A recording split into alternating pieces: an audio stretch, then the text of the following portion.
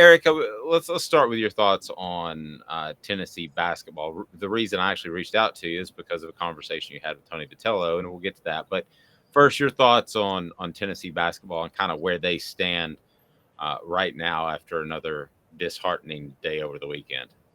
You got to pick yourself up, right? I mean, there's it's been a really rough 2 week stretch, even with a win in there against Auburn, which is a quad one win. It was not easy. It was not fun. You got to find a way to move forward. I mean, you still, despite the last 2 games, you still have a defense that is good enough to carry you a lot of the times.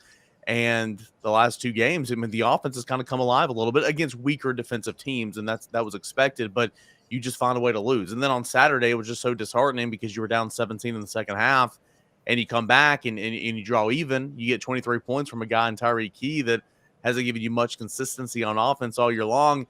You take that lead, you get a 6 point lead at one point in time, and then Missouri just won't go away. And then Missouri needs like 4 things to happen exactly precisely in the right moment to come back and pull off this shocker, and it happens. So I mean, silver lining, I guess this is not March. You're getting this out of the way in February, and you're trying to move past this. But Tennessee's got to do some digging right now.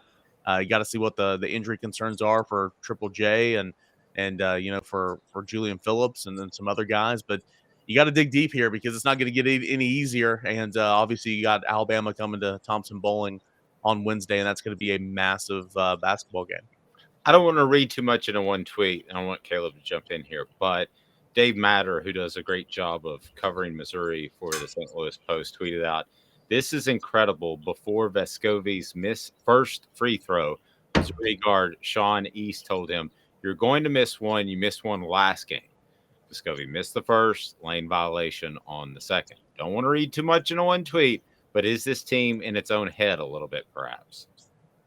I mean, you hope not, right? But I mean, after the way the last 2 games have gone with the free throw line issues, losing at the buzzer and all that stuff, I mean, you can't help but think potentially, right? And again, that might be a little human nature, if so. But this team's got good veteran leadership. This team's got a good coach. You hope that they don't dwell, in their own heads or dwell in that moment if that is the case. Now, that's Vescovi could have simply just missed the free throw, right? I mean, he's I think going into the Vanderbilt game, I want to say I was listening to the broadcast. I want to say that Bob and Bert said he was an 80% free throw shooter, and then he missed that front end there, and then of course he missed the other nights. He's obviously going through some internal battles right now, late in game situations. So it wouldn't shock me if he's a little low in confidence right now. And Rick Barnes said after the game that he was hurting. He was hurting for Santiago, said that he's won a lot of games for Tennessee. So you hope that's not the case, but again, you got to figure it out, right? I mean, no one's going to stop for you. No one's going to feel sorry for you. You got Alabama coming to your house in a matter of days. You got to figure it out, and then you got Kentucky. So Tennessee's got a tough stretch here to end the regular season, and you want to be playing much better than you are, obviously, now heading into tournament time.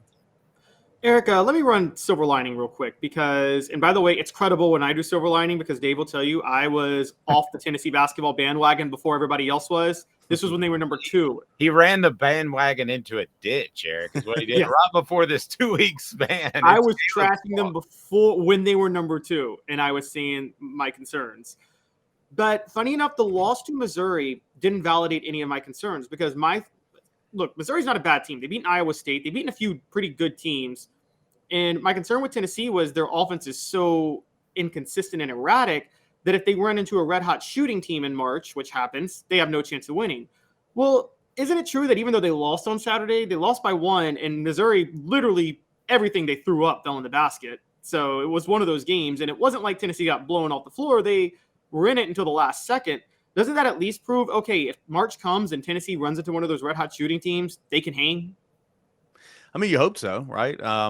Again, the last 2 weeks, or the last 2 games, excuse me, have not been the issue here. I mean, Vanderbilt was like ranked 107th in the country defensively, and Missouri was up there as well. Now, Missouri is a good basketball team, as you mentioned. They can shoot. The offense is there. They've got some big wins. The overall record's not bad, but not too sharp defensively. And Tennessee took advantage of that. I mean, Tennessee shot the ball well, shot out nearly 50% against Vanderbilt, shot 45%, I think, from the field against Missouri. Made some 3-pointers. It should give you some confidence, which is a good thing. But typically, the deeper you go into the tournament in March, you're going to be playing better defensive squads. The scoring tends to be a little bit lower, but March is March. Sometimes you're going to run into a team that just continues to hit everything. Can you keep up? It was a good sign to see Tennessee keeping up and getting contributions from a guy like Tyreek Key, again, who has been so inconsistent offensively for you and really hadn't played with a whole lot of confidence. But, the last 2 games, he's been really incredible. And so that's been good for Tennessee. Should give you a little bit of confidence moving forward, but you got to get back to playing your brand of defense, because that style gave you a chance to win every single game against like Auburn, for instance. But that hasn't been apparent the last 2 games.